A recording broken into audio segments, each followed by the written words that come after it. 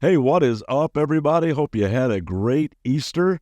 This is absolutely my favorite time of the year. We get to celebrate Jesus in a big way. The grass is starting to grow. Flowers are popping up out of the ground. The trees are starting to bud. And as many of you know, I am a basketball junkie, so I am all about March Madness.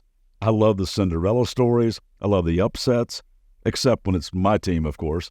I love teammates linking arms with each other on the bench. I love it when the nets are cut down and one shining moment starts to play. Man, I love it all.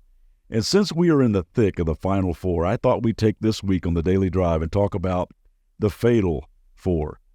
4 things that if we don't game plan for them, they can take us out. 4 things that can do more than just pull an upset. They can wreck our lives and wound a lot of people.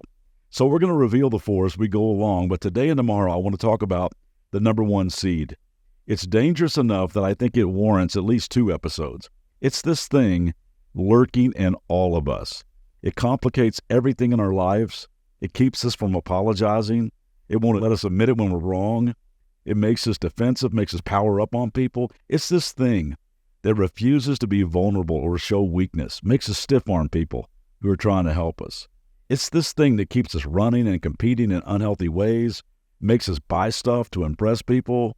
It causes us to lie about our past, makes us exaggerate our accomplishments, enhance our social media profile, makes us lie about our weight and pad our resumes. This thing keeps us from learning new things, keeps us locked up in addictions. It won't let us celebrate when good things happen to other people, even makes us feel good when somebody else fails.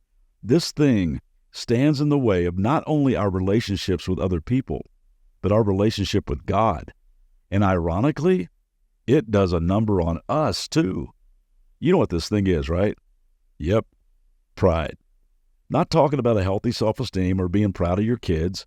I'm not talking about that feeling of, wow, I actually did that. I painted that. I wrote that. I built that. I accomplished that. Those are good and healthy. I'm talking about that puffed up sense of self-importance, inflated ego, arrogance. Now, the person looking back at us in the mirror would never call it that. And that's the problem. Pride is so sinister, and it is at the root of every other sin. I shared this about a year ago on this podcast, but I need to read it personally at least once a year. It's Beth Moore's My Name is Pride, and many of you have heard this, but maybe you need to hear it again like I do. My name is Pride. I am a cheater. I cheat you out of your God-given destiny because you demand your own way. I cheat you out of contentment because you deserve better than this. I cheat you out of knowledge because you already know it all. I cheat you out of healing because you're too full of me to forgive.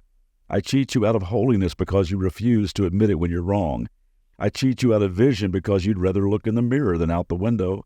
I cheat you out of genuine friendship because nobody's ever going to know the real you. I cheat you out of greatness in heaven because you refuse to wash another's feet on earth. I cheat you out of God's glory because I've convinced you to seek your own. My name is Pride, and I am a cheater. You like me because you think I'm always looking out for you. Untrue. I'm looking to make a fool out of you. God has so much for you, I admit, but don't worry. If you stick with me, you'll never know. Isn't that good? You know, 2-year-olds can't say a whole lot, but they master one word pretty quickly, don't they? Mine. That's what toddlers say, mine. And we get fooled into thinking that when we flex our self-importance, it makes us all big and bad. But in reality, it shrinks us right back to toddler status, makes us super small. I witnessed a guy the other day going on and on about something that he did.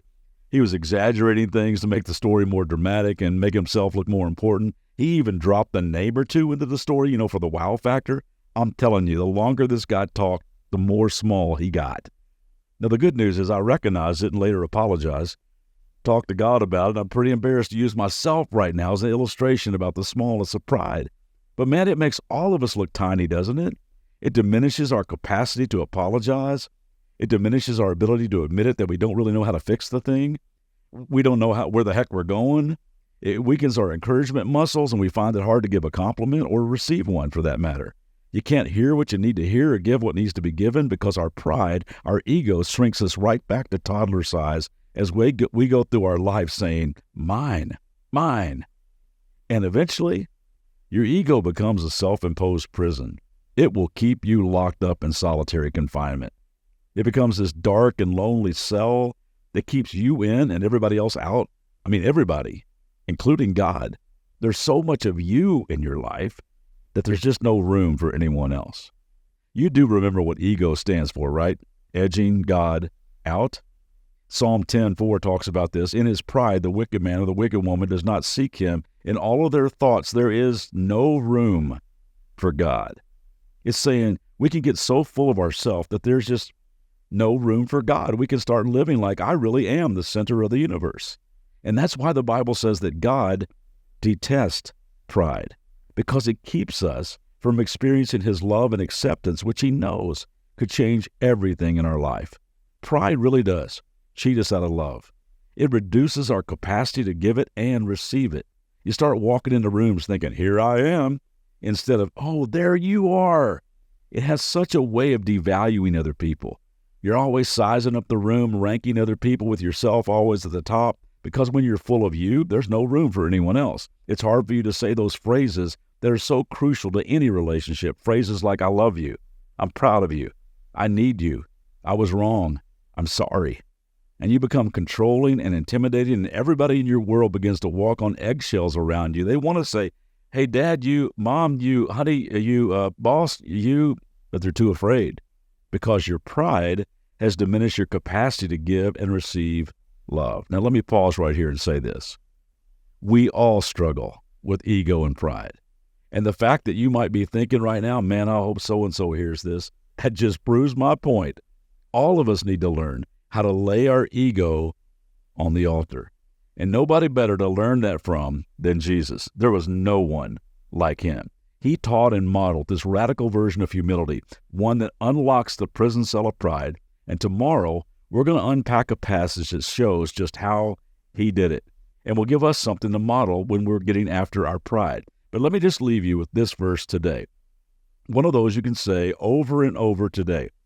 So when you are tempted to become the center of the universe today, you could hear James 4:6-10, God opposes the proud, but he gives grace to the humble. So humble yourself before the Lord, and he will lift you up. What do you say we stop edging God out and make room for his voice today? See you back tomorrow. Have a great day.